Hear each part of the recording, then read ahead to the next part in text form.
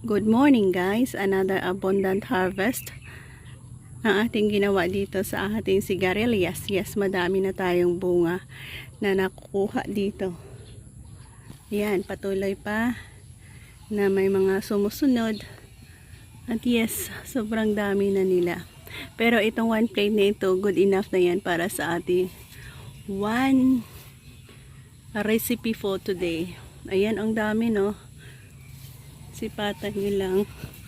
Ang dami talaga siya. First natin kinukuha ngayon ay ang mga big sizes.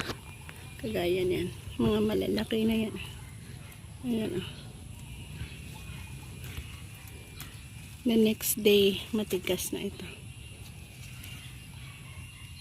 Ito na rin. Ayan. Dalawa. So, ayan na.